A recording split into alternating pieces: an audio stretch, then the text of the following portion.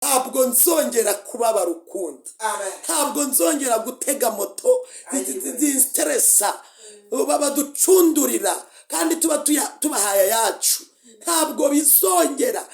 Nzataha, ndimo kubwira abantu ngo tuzataha igihe nikigera, abahanuzi yemwe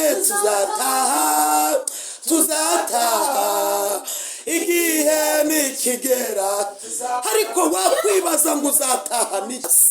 Ntabwo rubabarira. Ushobora kunkomeretsa nagukundaga, ariko kubera ko ntari ngufitiye impuhwe cyangwa se ntari ngufitiye imbabazi, kavuga ati mushenzi toka kure, n'ubundi mva mu buzima bwanjye, ntabwo nzabura bankunda, nkuko bamwe muri mwe mujya mubivuga. Ugahita wanga umugabo washatse kubera ko ni urukundo ariko nta mpuhwe. Ugahita wanga umugore washatse wari umufitiye urukundo ariko nta mpuhwe nta n'imbabazi. Ariko si umuntu ukunda wamubwira ngo ni ikigoryi. Reka tubashimire mu izina rya Yesu Kristo ko tubana hano kuri Evangeliste Mukalibiya. Imana y'amahoro ibishimire kandi ibahe umugisha, ibahe kuba mu gihugu cy'Uwiteka Imana yanyu ibaha. Niba utameze neza reka nkubwire ngo iki gitondo ni igihe cyo kumera neza, kuko ugiye kwakira ijambo ry'ihumure. Kandi buriya iyo ubugingo bwagize ibyiringiro butegeka imisokoro n'inyama n'amaraso bukazibwira ngo dukomere, mugakomera kandi mugakomezanya. Reka nkubwire rero, niba uri burasirazuba, iburengerazuba, amajyepfo n'amajyaruguru, umujyi wa Kigali ntara gatandatu y'abadiaspora, abantu mwakoze subscribe no kuri Evangeliste Mukalibiya, Imana ibahe umugisha. Mwari mumaze iminsi mutamubona, uyu munsi tumwakiye kuri kamera za Eva Mukalibiya. Tumwakiranye rero ubwuzu bwinshi cyane. Mubyeyi muraho neza? Muraho neza. Amahoro y'Imana bane nawe. Nawe kandi muhorane. Nkuko bisanzwe iteka ngo wubahe Imana kandi uyihimbaze n'ubu n'iteka ryose. Amen, amen. Twakire kuri kamera, ikaze na karibu utubwire icyo Umwami Imana n'Umwuka Wera bagiye kugushoboza bagutumye kuri kamera. Imana iguhe umugisha. Murakoze, ndanezerewe ni Evangeliste Mukalibiya. Ndabakunda, ndanabakumbura, ndanabasengera. Sina ngombwa ngo umuntu wese abimenye ko bikorwa, ariko abari muri Kristo Yesu nta teka bacirwaho. Imana ishimwe. Reka dusenge Imana rero, hanyuma twinjire mu mwanya w'icyo Umwuka Wera ari kubwira amatorero muri iyi minsi. Data, mu izina rya Yesu, ndagushimiye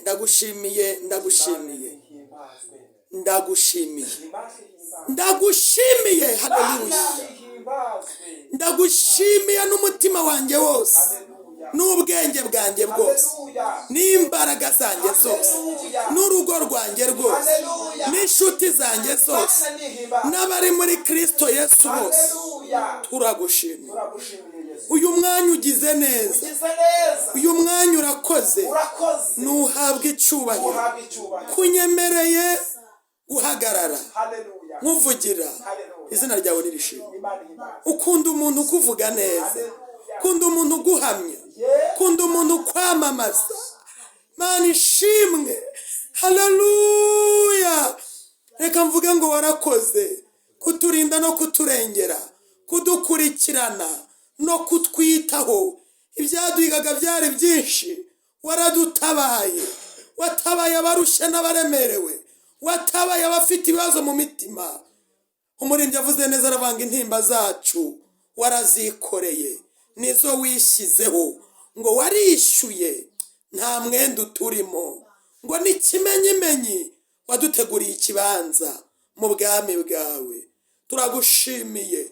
Twari guhitanwa n'ibyaha ariko warahabaye, twari guhitanwa n'impanuka ariko warahabaye, kandi n'abagiye yari misiyo yabo yari irangiye, ariko twebweho komeza kutuzirikana, komeze kuturinda.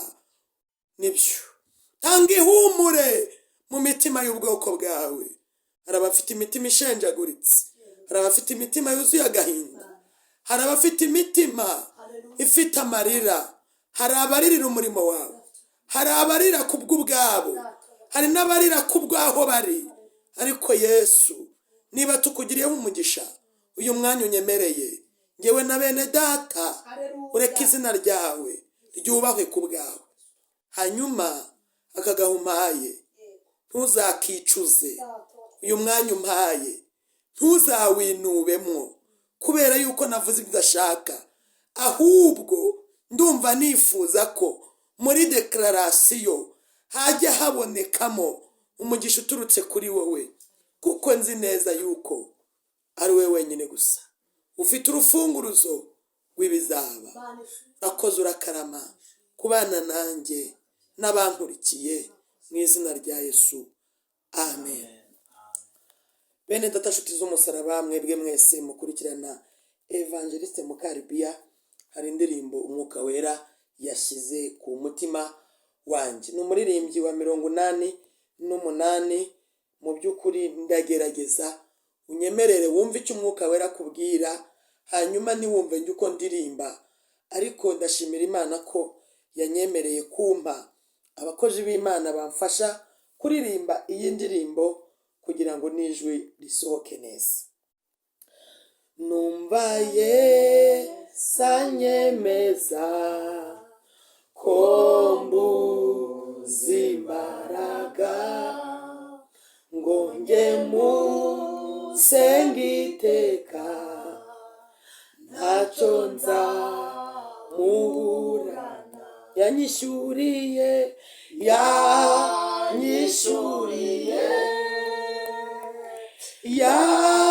myenda yose,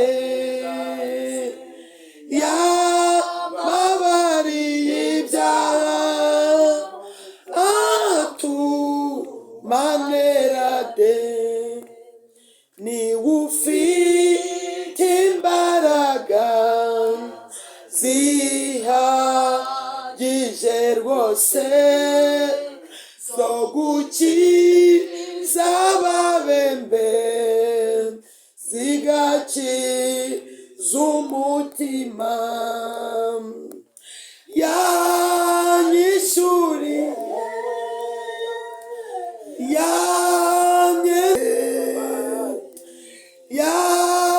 yambabariye ibyaha, atumanera de.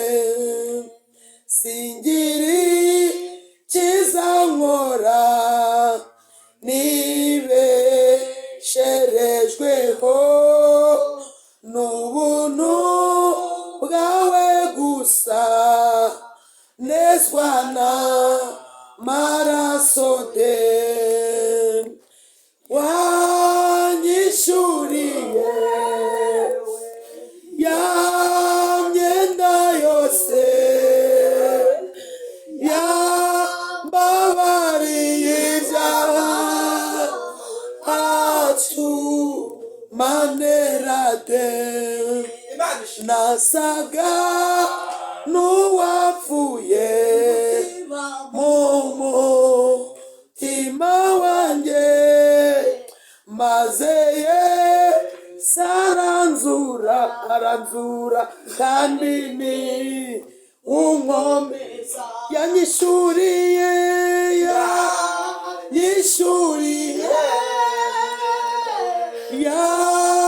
myenda yose,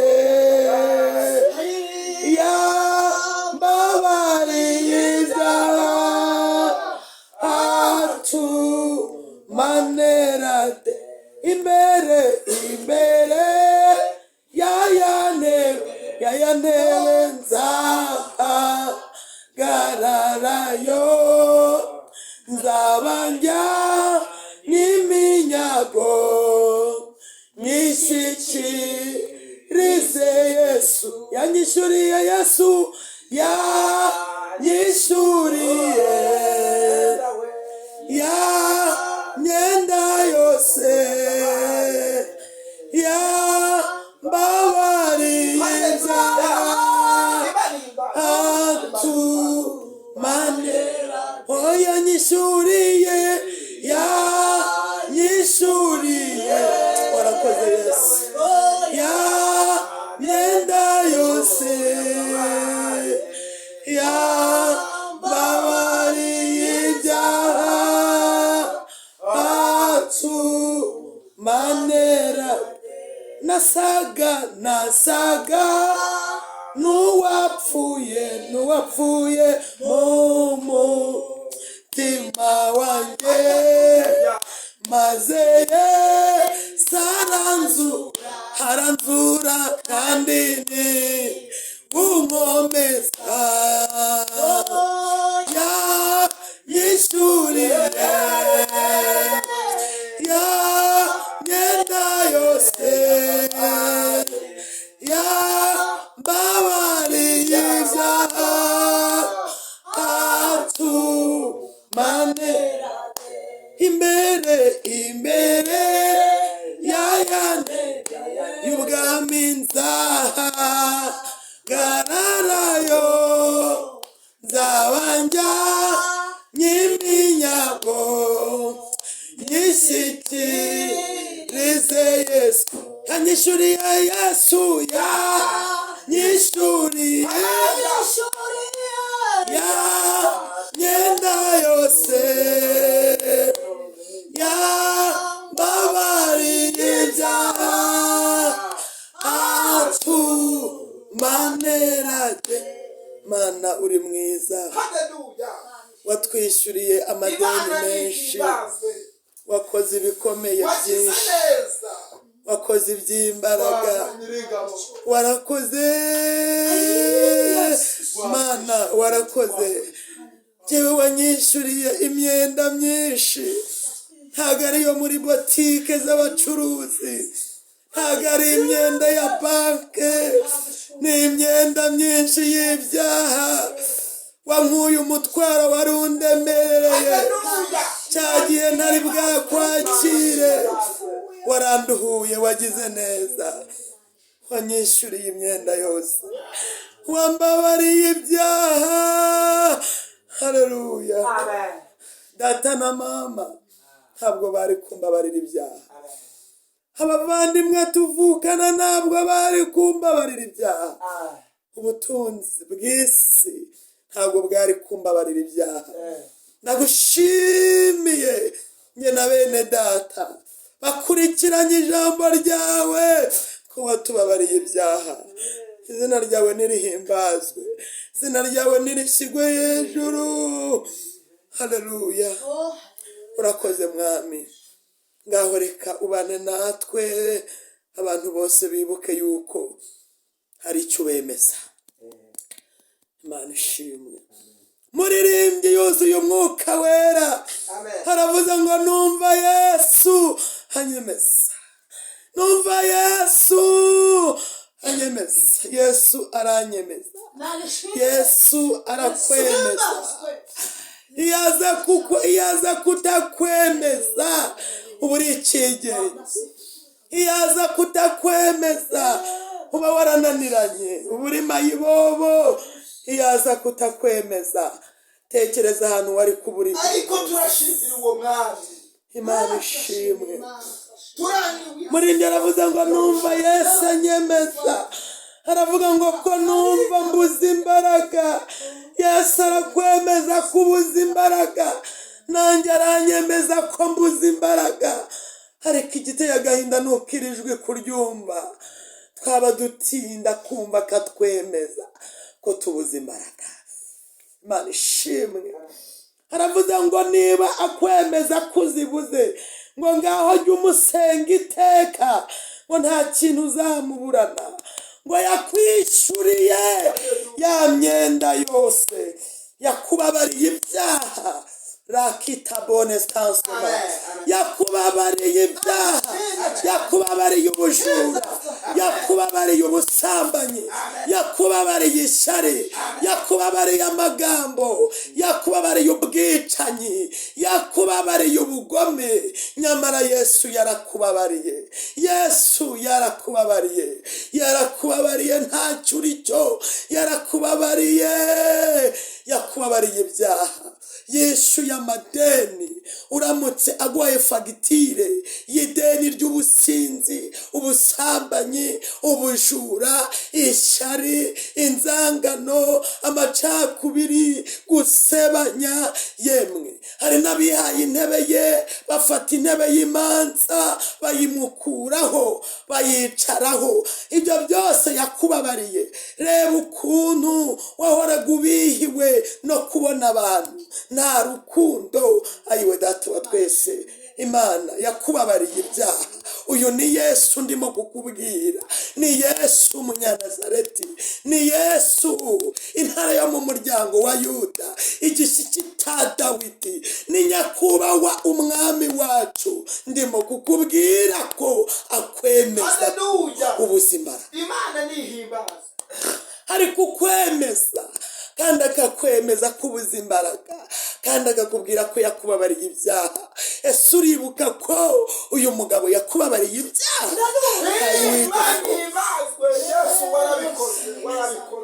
Haravuze ngo niwe ufite imbaraga ngo zihagije rwose, ngo zo gukiza ababembe, ngo zigakiza imitima. Ese izi mbaraga kazifite ubembye ahagana he? Ahantu ubembye urahazi? Reka nkubwire ikintu utitekerezaho. Wari uzi yuko ukuhagaze aho ugizwe n'umubiri n'umwuka ndetse n'ubugingo? Uyu munsi nge ndasanisha umubiri n'ubugingo, ntabwo sanisha umwuka n'umubiri, cyangwa se ngo sanisha umwuka n'ubugingo. Wenda nzagaruka sanishe umubiri n'umwuka, ariko aka kanya ndashaka gusanisha umubiri n'ikintu bita ubugingo. Ni iki umubiri wakora ubugingo bukaba buzima? Ni iki umubiri? Kuko guhinduka k'umubiri niko kukwinjiza mu kirere cy'umwuka. Kuko utarapfa muri kamere y'umubiri, ntabwo waba mu isi y'umwuka ngo ugirane ubusabane n'Imana. Imana ituganze cyane, nyamara niwe ufite imbaraga zihagije rwose. Abapfumu nta mbaraga bafite. Abakubwira ko bafite imbaraga ntazo, abakubwira ko ukeneye deliverance nta mbaraga bafite. Bambaye umubiri bagakoresha impano bitwa intizanyo, ariko se ubugingo bwabo bwo burihe kugira ngo babashe kukubwira ko bafite imbaraga? Uyu munsi ndashaka kuganira nawe. Hanyuma umuririmbyi yaravuze ngo singira icyiza nkora, nibesherejweho n'ubuntu bwawe gusa, nezwa n'amaraso de. amen. Nta kindi, nta n'icyo ukora cyiza. None se umuntu ufite ibiganza byanduye ni igiki cyiza koko yakora? Umuntu ufite ururimi rusebanya, mbwira ikintu cyiza yakora. Umuntu ariko nimureke tujye inama niko Uwiteka avuga. Umuntu araririmba atuye hafi y'ubusambanyi, umuntu akaririmba atuye hafi yo gukuramo inda, umuntu akaririmba aturanye n'ishyari, umuntu akaririmba aturanye n'inzanga, umuntu akaririmba aturanye no kutababarira. Ariko badi, nimureke tujye tuvuga ukuri, nubwo kurya abantu mu matwi ntibagukunde batazapfa bizize. Kuko ndashaka kukubwira ko misiyo z'ibintu byose zigiye kurangira. Twibesherejweho n'ubu. Niba nta buntu bw'Imana bukubeshejeho, ni ukuri kose nta n'ubwo uriho. Niba utabeshejweho n'ubu, ngo uhungire mu mudugudu w'ubuhungiro ari we Yesu Kristo, kubera ingabo igukingira, reka nkubwire, uzatabarirwa mu isi, usigare mu isi, abandi bamaze kugera mu bwami bw'ijuru. Nta kindi cyiza wowe wakora wibesherejweho n'ubu. Ubuntu buguha abantu bakaguha ibintu. Bivuze ngo niba ushaka kuba icyo ugomba kuba cyo, banza wemere ubu buntu bw'Imana bukuyobora. Ubu buntu twarabuhawe muri Yohana 3:16 mu butumwa bwiza. Imana ikunda abantu bari hano mu isi, byatumye itanga uyu mwana kugira ngo umwizera wese atarimbuka, ahubwo ahabwe ubugingo buhoraho. Ndakwinginze ntiwigirire nabi, isi ntigushuke. Iby'isi birimo guca amarenga, bya bimenyetso byarasohoye. Iyi si nta mahoro ayirimo. Wabuze ubwengere witarenasi fo ni weza ubugingo. Wabuze ubwenge dikostipafu ni weza ubugingo. Wabuze ubwenge ni weza ubugingo. Bya bimenyetso byarasohoye. Abantu mutinze ku bimenyetso aho kugira ngo mutinde kuri Kristo. Abantu mutinze ku bimenyetso byasohoye mu isi aho kugira ngo mutinde kuri nyakubahwa umwami wacu. Ariko wambabariye ko ibintu byose biriho byavuzwe byahanuwe twabisomye muri Bibiliya.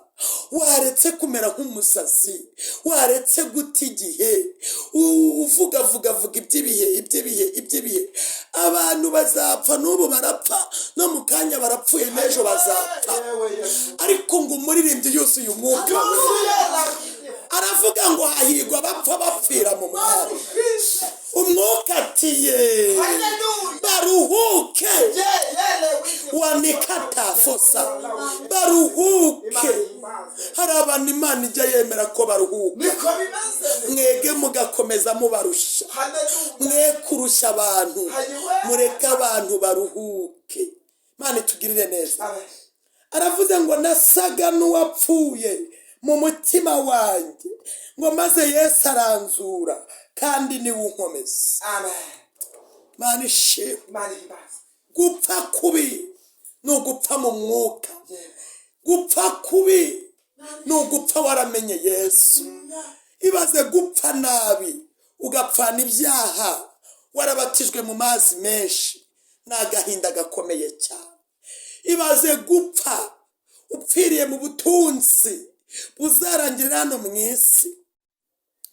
Uyu munsi nigeze mbwira umumotari umwe, yarambwiye ati Mukalibiya ntago njye iwanyu hari ivumbi ryinshi. Ndamubwira nti niba hari ivumbi ryinshi se wowe nturi ivumbi, ntago wavuye mu gitaka se? Aravuga tuzi ko ari byo. Ndamubwira nti reka nkubwire, uyu mubiri Mukalibiya nambaye numara kubona kamere muntu njyewe atari uyu ureba inyuma, amaze gusanga Imana Data iburyo, ntabwo nzongera kubabara ukundi.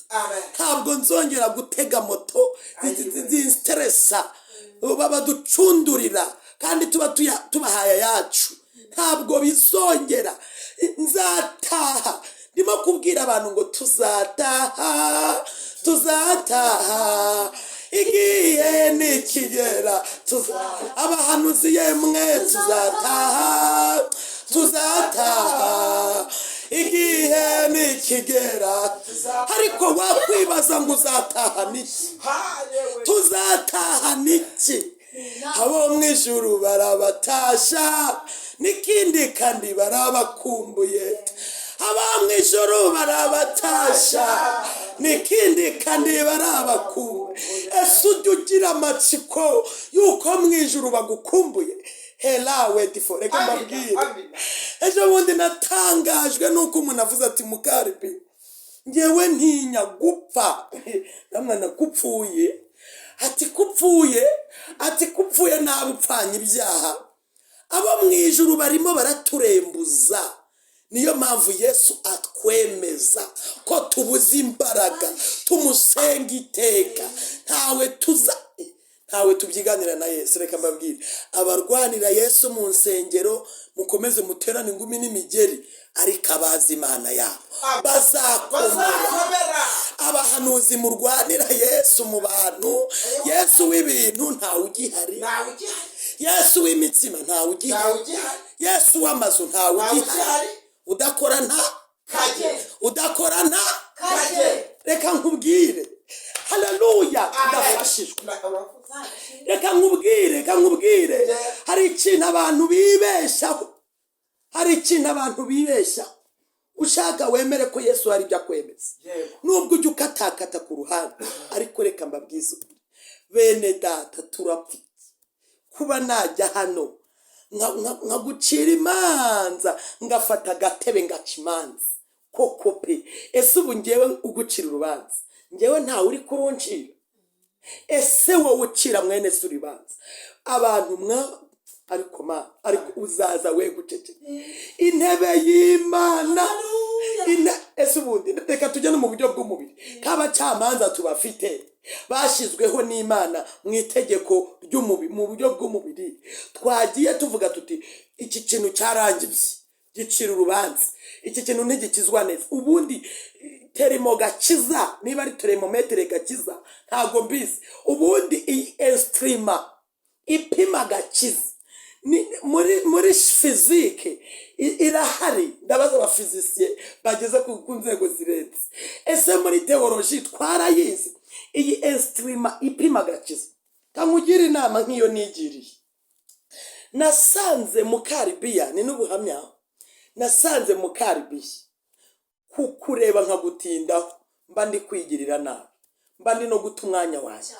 ikindi cya kabiri nasanze gufata umwanya mvuga ngo wamvuze ngo nze mpangane nawe nasanze mba ndi kwigirira nabi ngewe ndi kubwira abantu bose baba banyanga mbizi baba banyanga ntabizi naba mbizi naba ntabizi buri wese amenye yuko andi mwideni Imana ishimwe unyanga undi mwideni mbizi kunyanga undi mwideni ndakubwiza ukuri undi mwideni kuko ijambo ryarambwiye ngo nta wundi mwenda tubaniranyemwo uretse uwikiyemwe ubu rukundo hadi fosa reka nkubwire unyanga undi mwideni unkunda uzi kundi mwideni bivuze umwenda w'urukundo tutarawuringaniza ayo madeni yose misiyo izarangira ukindi mwideni nta juru uzabona nanjye ntaryo nzabona niba kuri mwideni kankugira inama nigiriye nararebye ndavuga ati ari by'Imana yasezeranije hari by'Imana yambwiye kunkira umukobwa maze no kuba umugore maze no kuba kugera hano kuri kamera nasanze ntagomba guta inyuma ya Huye nasanze ngomba kugenda gutya strict nkamenya ngo niba hano imbere ya kamera ndi kureba uko ndi kureba ntumbiriye iyi kamera kugira ngo nsengere icyo Yesu yamfatiye ibintu byose biri hano ku ruhande bindembuza sinzabiha umwanya sinzabiha n'igihe n'ikimenyimenyi ngewe yusuye ukambwira amangambure nta mwanya nguha kuko umwanya mfite nuwo kwita ku rugo rwanjye nuwo kwita ku murimo w'Imana nuwo gusura abarwayi nuwo kuzamuka imisozi nkamanuka iyindi ningingira abantu b'Imana babizi batabizi ni iryo deni ry'urukundo ngomba kurihagararamo neza Imana reka nkubwire Imana ntizarebe Mukalibiya ngo yicuza agakiza yampaye kirazira Imana ntizarebe Mukalibiya yicuza umugabo yampaye kandi yaramumpaye nyivuga neza yaramumpaye nyikorera neza yaramumpaye impamagara nkitaba reka nkubwire sheke ndimo kusisibiranya burundu ne sheke y'urubyaro esheke y'umurimo esheke y'umutware wanjye esheke yahizanuma hose mu yandi magambo mugakiza Imana yampaye Imana ntizicuza icyo yakampereye mu mpano Imana yampaye Imana ntizicuza icyatumye impa impano niyo mpamvu nzahanura kugeza ku gupfa niyo mpamvu nzasengera abantu kugeza ku gupfa niyo mpamvu nzarera abana banjye nkubaha ngaca bugufi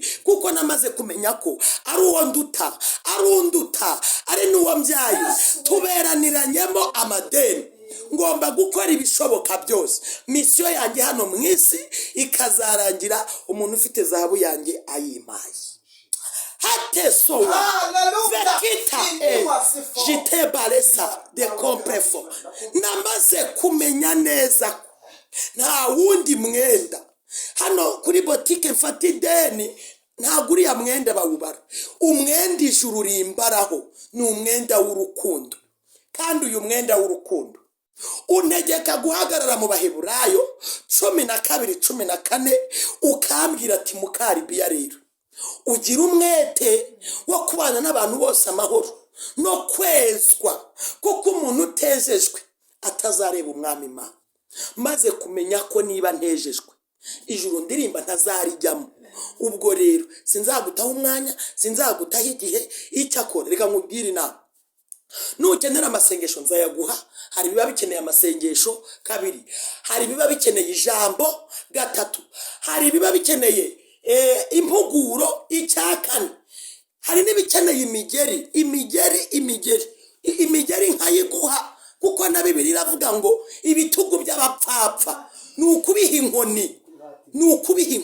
Niwanga isengesho ryanjye, ukanga ijambo ry'Imana riciye mu kanwa k'abana b'Imana, ukanga impuguro kugira ngo umererwe neza, ikizaba gisigaye ni umugeri. Na Bibiliya irabivuga.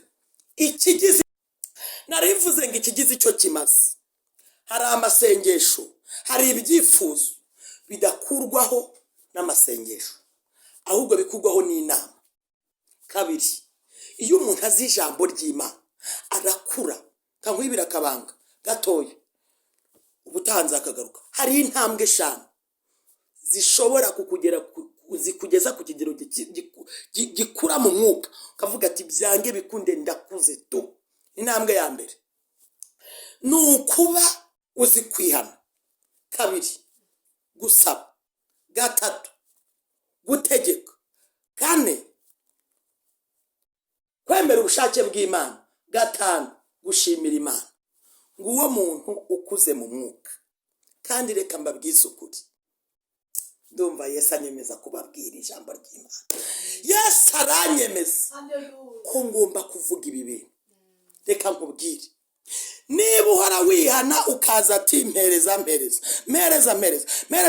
inzu, mpereza bambwiye umugore, mpereza bambwiye amafaranga, mpereza iki n'iki, warangiza wamara kubibona ukagwa mu byaha, ugasebanya, ugaca imanza, ugasuzugura abana b'Imana, ugatuka abana b'Imana. Ariko kankubwire, ukongera ukagaruka, nyeza uzahora uri muri rupe yo ukwizengurukaho. Uzahora wizengurukaho, watura, uza gusaba baguha, usubira ujya no mu byaha. Ariko umwana w'Imana, iyo uzi kwatura ukanasaba, ugakomeza ubusabane bw'Imana, iyo ugeze aho ubona, ari igihe ubona yuko byanze, ukavuga ati kama mbaya ngiye guhagarara muri Yeremiya igice cya 1 umurongo wa 4, usenye, urimbure, utegeke, ariko reka nkubwire, nutegeka mu bintu bidashoboka ntibizemera. Ntabwo uzategeka ngo kanaka apfe ngapfe, ahubwo uzapfa mbere. Ntabwo uzategeka ngo ugende ngo uhirike kanaka.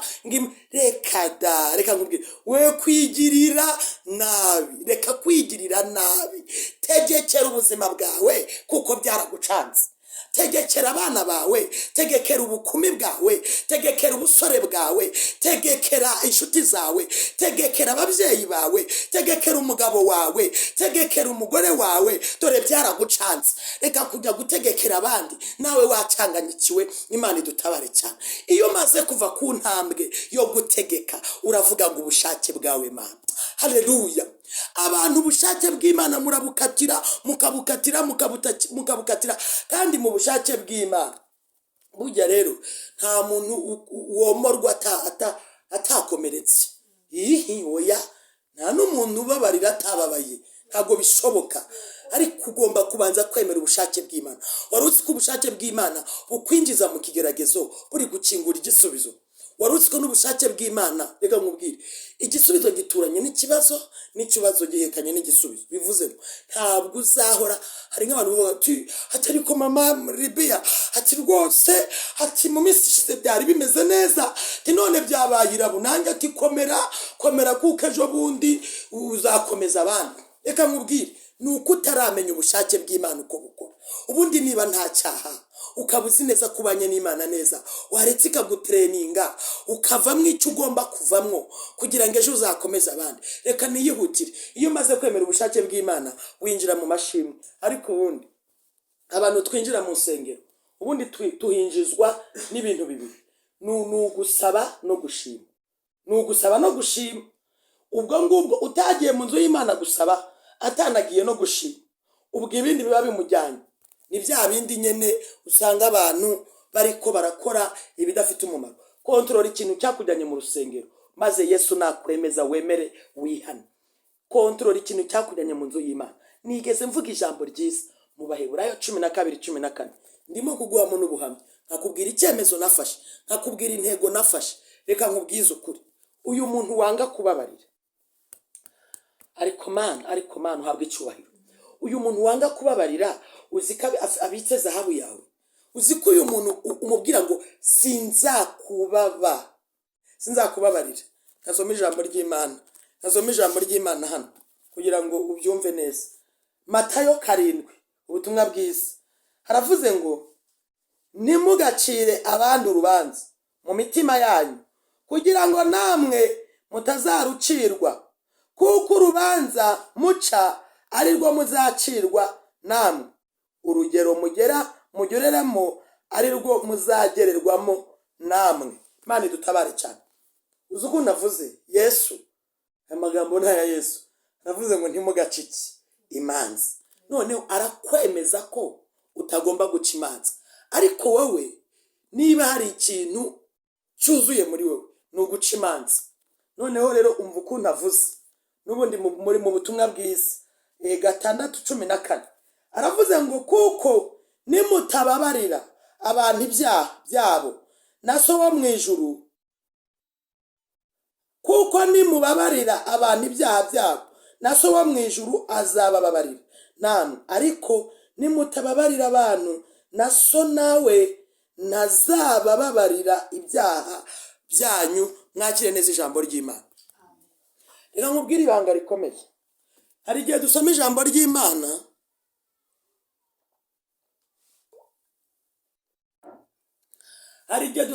ry'Imana tukarifata nk'igipindi. Ndashaka kubwira umuntu wese ufite isezerano yavuganye n'Imana, nkubwira intego n'umwanzuro nafashe. Uyu Mukalibiya, abantu bazi ubuhamya bwanjye babuzi yuko natewe inda nkabyara, kubabarira bikangora, kubabarira uwaneye inda biramvuna, yewe ndababara, gucikishiriza amashuri bene data ntibyoroshye. Ariko kubabarira biramvuna, kubabarira birananira, kubabarira bimbana igikomere. Ariko noneho nkisanga ndi ku gatuti, nkasoma n'iri jambo, ngahita mvuga nijoro ryo ntabyo mfite da, niba irindi somye ngo ndibwira abandi ntabanje kubyibwira, ubundi ndava he nkajya hiye. Hari ikintu kimwe nshaka kugusobanurira. Urukundo rudafite impuhwe cyangwa se imbabazi ntabwo rubabarira. Ushobora kunkomeretsa nagukundaga, ariko kubera ko ntari ngufitiye impuhwe cyangwa se ntari ngufitiye imbabazi, nkavuga ati mushenzi toka kure, n'ubundi mva mu buzima bwanjye, ntabwo nzabura bankunda, nkuko bamwe muri mwe mujya mubivuga. Ugahita wanga umugabo washatse kubera ko ni urukundo ariko nta mpuhwe. Ugahita wanga umugore washatse wari umufitiye urukundo ariko nta mpuhwe, nta n'imbabazi. Ariko si umuntu ukunda wamubwira ngo ni ikigoryi. Ese ubwo bugoryi utabonye mu bukobwa bwe, ngo wagicucu we kitagira ubwenge, ubwo bucucu utamubonanye umurambagiza ngo umurekere iwabo, buje ari uko tumaze kuba mama w'abana na papa w'abana. Buriya reka mubwire, nutababarira uwo wisi igicucu kandi uzi ko atwaye zahabu yawe, icyo Imana yavuganye nawe ntikizasohora. Reka mbwira abantu kandi nongere mbakurira inzira ku murimo. Utababariye uwo mwene se ureba n'amaso yawe, uzasubirizwa hano mu isi gusa, ariko nta bugingo buhari. Niba mbeshye uzaza unyomoze ijambo ry'Imana. Amagambo Yesu yivugiye ubwe aciriweho iteka. Ikintu Yesu yavuze giciweho iteka.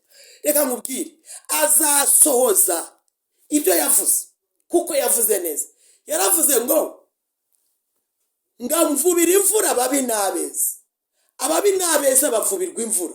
Utabona uba mu kitabashwa bakagira ngo urakiranuka, batabona wuzura umwuka wera bakagira ngo urakiranuka, batabona uhanura isi yose, bakabona ukoreshwa ibitangaza, bakagira ngo urakiranuka.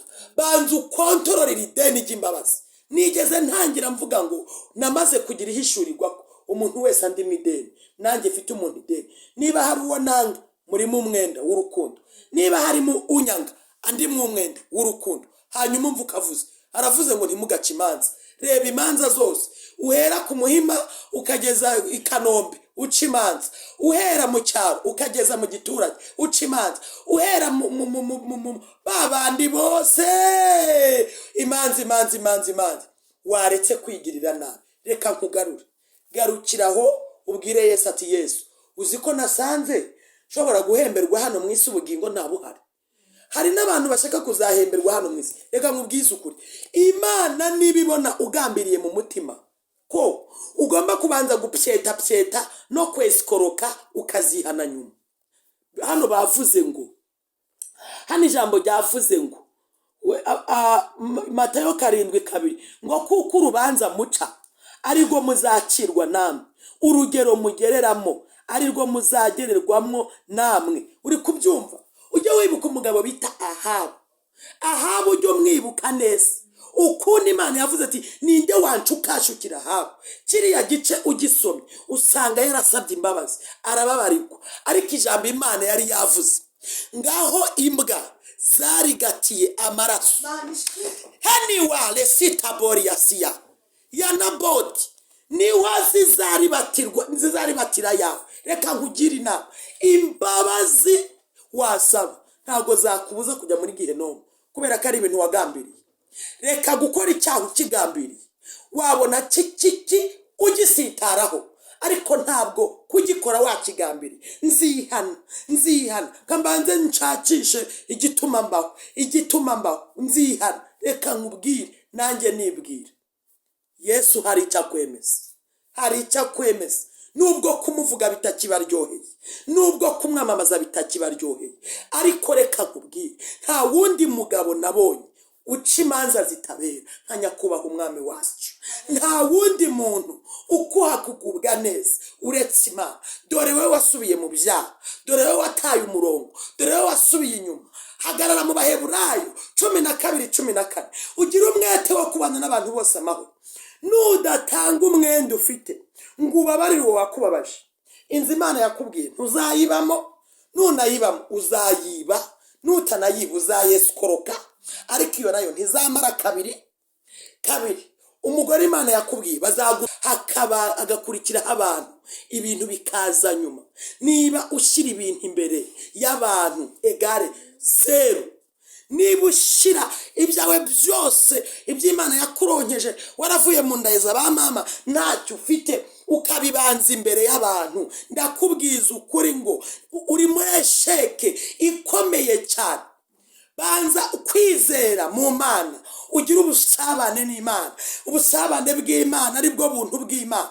Ubu buntu buguhuze n'abantu. Niyo yavuze ngo nzategeka abami n'abamikazi, nzategeka kuwonka amashereka y'abami. Aba bami n'abantu. Nutemerera Imana ngo iguhuze n'abantu, uvemo amadeni y'urukundo, ngo ushyikire ibyo Imana yakubwiye, uzaterera akanyarira kizabonwa muri gabanya ifiriti hahandi hose munsi. Ni ukuri kose bigere ku rwego rw'uko Imana itazagusubiza. Mu isi y'umwuka twakura imbaraga zidushoboza kujya gushyira mu bikorwa mu isi y'umubiri. Nubona umuntu yaruhiye bitanu bye, yabize ibyuya, ntuzifuze kujya kumwesikoroka ngo bimwambure kugira ngo ubeho, ahubwo udakora ntakarye. Niko Bibiliya ivuga. Hanyuma maze kumenya ko nkwiye kwigirira neza, naravuze ati nkwiriye gukora umurimo w'uwantumye hakiri ku manywa, nkwiriye gukorera umwami hakiri ku manywa. Hari abantu murakazwa n'abantu bakorera Imana by'ukuri, n'abantu bavuga Imana by'ukuri. Reka nkubwize ukuri, ubundi aho kugira ngo bikurakaze, wibireba, reba ibikureba, ibitakureba ntubirebe. Hanyuma ibyo byagukereza ku mwami Imana. Muri kujya kwishyuza abantu ubuhanuzi nk'aho ari bo batonze iki ubuhanuzi. Niba Imana yarakubwiye ngo nzaguha kweza mu mirima yawe, jya guhinga, jya kwatisha. Nubana n'abantu amahoro bazaguha igishoro. nibamara kuguha igishoro ujya gucuruza indobo y'amafi, indobo ya voka, indobo y'idodo, Imana izakora iby'imbaraga. Ujya gucuruza inkoko, ujya gucuruza intuze, njya mbona n'ibindi, Imana izaguha umugisha. Ibyo ngibyo ntubikuye mu bantu. None se umwanditsi w'Abaheburayo yari ari kutwesikoroka cyangwa yaravuze ati mureke mbagire inama, nimutabana n'aba ngaba bose, aba baturanyi, mukabatera amabuye, ntago kiriya kibanza uzakibona, n'iriya nzu ntuzayibona. Aho kugira ngo twirirwe duca imanza, mwaretse tukigirira neza, tukabana n'abantu bose amahoro. Twarangiza aba bantu bakaduhereza ibintu byacu natwe tukagabira abandi. Nutagira umwete wo kwitondera amategeko Uwiteka gutegeka uyu munsi, mwanya w'umugisha hazaza umuvumo. Nukuri ijya wicara witekerezeho. Ndikubwira abantu ngo buri wese niyicare yiyige, buri wese niyicare yihanurire, avuge ngo nintababarira kanaka, umenye Imana itazasubiza. Amasezerano menshi azitiwe na bariyeri yitwa kubabarira. Kandi nakubwiye ngo kumbwira ngo ukunze Mukalibiya utamfitiye imbabazi, nakubabaza ukandeka ukazajya gukunda undi, aho biremera. Ariko niba ufitiye impuhwe n'imbabazi, nukuri pe urukundo ruzagucanira. Nta muntu urareba ngo ubone umufitiye impuhwe mutagira icyo mupfa. Ubu se ntabwo mujya mutugirira impuhwe, tukarya tukambara. Ubu se nuko, ariko Mana reka nkubwire, Imana iduhe gutunga imbabazi zirenze urwego rw'urukundo abantu baririmba. Shobora kukuririmba ko ngukunda ariko ukaburara kandi ngukunda. Shobora kuririmba ko ngukunda singira icyo nkumarira. Ubwo n'urukundo rw'uburyarya. Urukundo nyarukundo rwuzura imbabazi. Warangiza imbabazi guteranyaho urukundo bikangana kubabarira.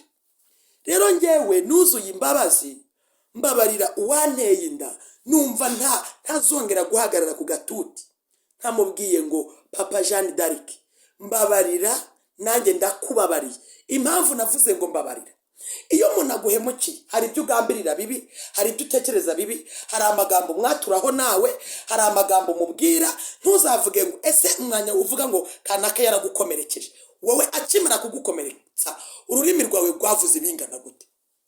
Ko wumva ko yakubabarira, wowe ntabwo wamusaba imbabazi. Njyewe niba wankomerekeje, buriya ndahera kuwa mbere vuga cya kanaka ni ikigome, ni icyicanyi, kiragapfa, ndagambira uwakitura, uwakihimura. Ibaze ayo magambo yose ucanire, warangiza ngo naza kugusaba imbabazi, hajya ubwo we ntazo uri bumusabe.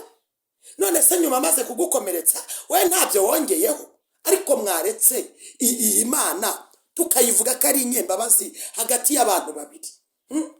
Ahasigaye ndamubwira nti Papa Jeanne ndakubabariye, hanyuma nanjye umbabarire, nagutekerereje nabi, natuye nabi, navuze ibigambo, Imana imbabarire. Kandi ngusabiye umugisha w'iki urubyaro. Reka nkubwire, iyo utarababara ntabwo ushobora kubabarira. Impamvu uvuga ngo sinzakubabarira, ntabwo urababara.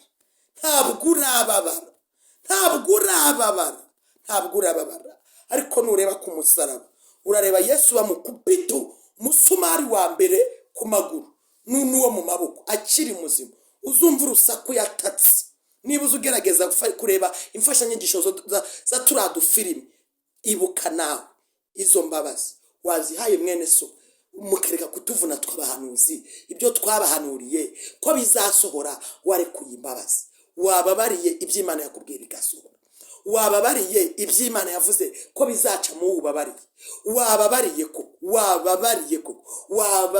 wasenzwe ugasaba imbaraga zo kubabarira. Mwanya wo kubabarira urimo wiruka imisozi ngo abantu nibagusengere, ngo ufite amasezerano, ngo maranye imyaka 10, ngo 20, ngo ntarasohora. Arasohozwa n'iki? Ko wanze kubabarira ufite ibisubizo byawe, ko wanze kugirira imbabazi uzaguhesha imodoka, ko wanze kugirira imbabazi uzaguhera abana minerivare, ko wanze kugirira imbabazi uzagaburira umutware wa, uzahesha umugabo wa kazi, ko wanze kumugirira imbabazi uzatuma wambara neza, ko wanze kumubabarira kubabarira Imana ica muri uwo nguwo kugira ngo ugirirwe neza. Niba utababariye urumva hasigaje iki? Birinda bikugaruka ku mutwe, bitarakugaruka ku mutwe wagarukiye aho ngaho. Abantu turapfa Bibiliya. Ngewe Mukalibiya, ngewe mwisi mbwiriza nkaho ndi jyenyine, ntabwo ndi umuhanga wo kubwiriza, ariko niyo senga nkaho ndi jyenyine. Nta kompetisiyo, kuko mu minsi Imana izampa gukoreraho misiyo y'umurimo wayo.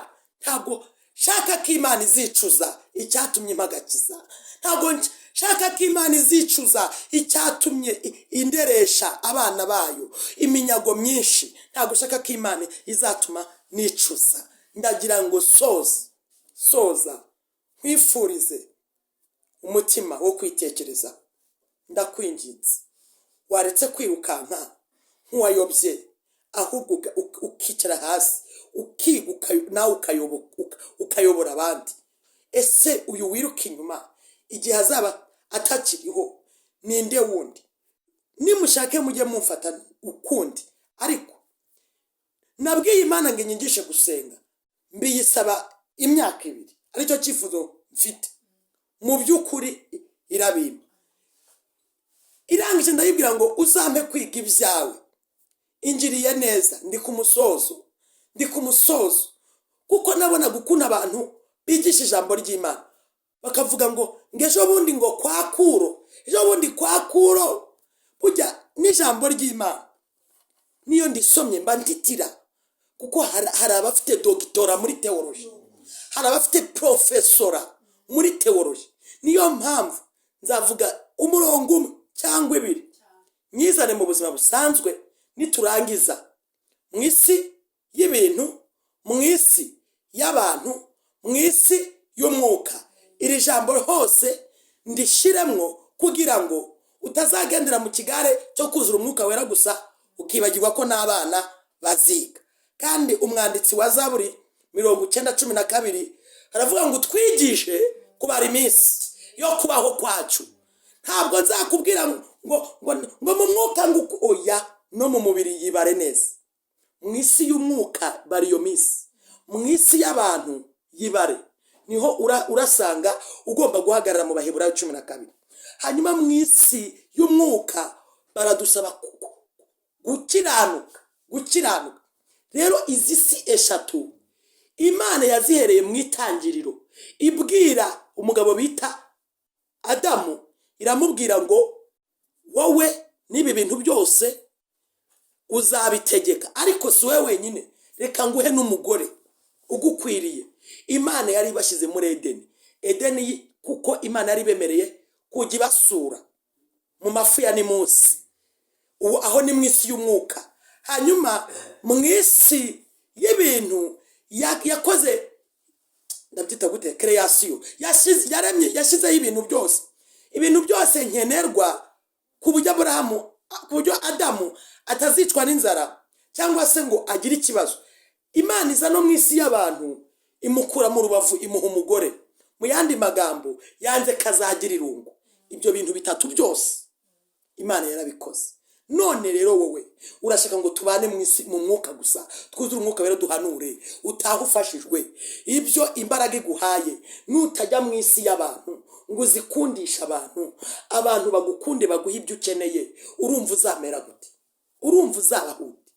Urumva bizagenda gute? Imana idutabare. Menya ngo Uwiteka arashaka kutwemeza. Icyo kwemeza ugicikeho. Nakwemeza ko ubuza imbaraga, byemere kuzibuza. Nakwemeza ko ubuza amahoro mu mutima, emera kuyabuza. Nakwemeza ko ukeneye abantu bakwigisha ijambo, jya mu ishuri wige ijambo, ariko ntuse n'amagambo, ahubwo use n'ijambo.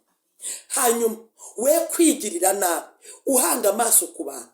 Niba ubanye neza n'umwami, ukabana neza n'abantu bose amahoro, nta deni ufitanye na mugenzi wawe, ibintu byose uharanira Imana izabiguha.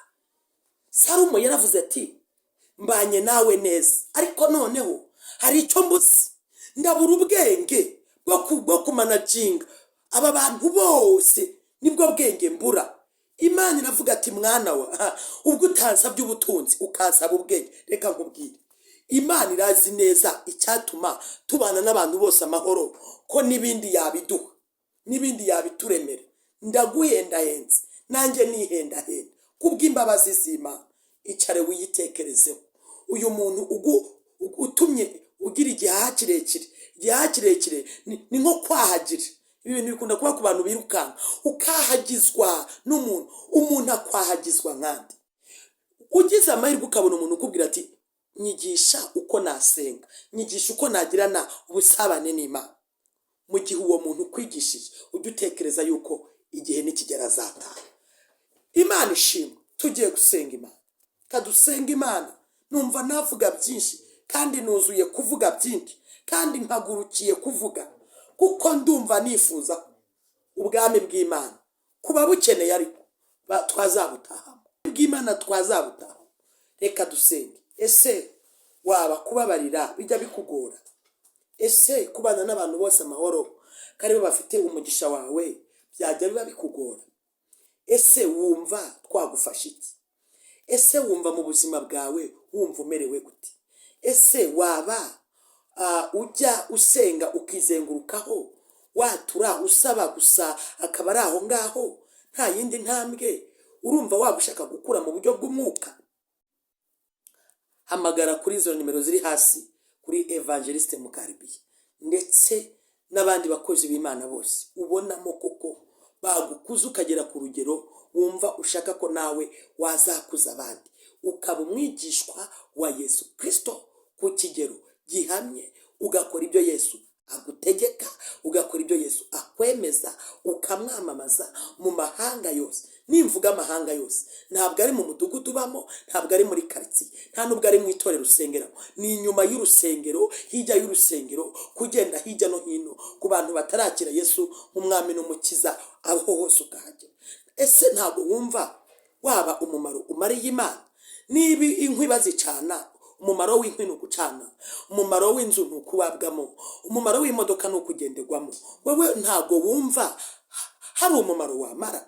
Niba iki gikombe umumaro wacyo ari uko kitufasha kunyweramo utuntu twinshi, wowe nta mumaro wumva? Imana yagikureba ntizicuze icyatumye igushyira hano ku isi. Reka dusenga Imana. Data, mu izina rya Yesu, urahambaye, ureba, uri umunyembaraga, witwa ishobora byose. Muririmbyi yavuze ngo ndumva Yesu anyemeza. Hari icyo unyemeza. Abana bawe bisubiyemo, basanze baragiye kure yawe, basanze ibisubizo byabo, stoke y'ibisubizo byabo bayisigaho bari bakajya kubishakira aho bitari. Ndagusabye kugira ngo umuntu wese umaje kumva ijambo ryawe n'impuguro yicare yitekerezeho, yifatire umwanzuro, ntawufatirwe n'iminsi, ntawufatirwe n'ibihe, ahubwo tukugarukire, ahubwo tukwegere. Ni wowe buye rizima ryanzwe n'abubatsi ariko ryakomeje ivuka. Uduhe kuba mu mudugudu w'ubuhungiro aba bantu bose ubigishe kwishakamo igisubizo cyatuma hatabonekamo icyuho hagati yabo n'abo bananiwe kubabarira, bigatuma ibyo wabasezeranije bamwe bidasohora, n'abandi bisohora kubw'ingufu zabo, ariko bikaba bitaherekejwe n'ubugingo.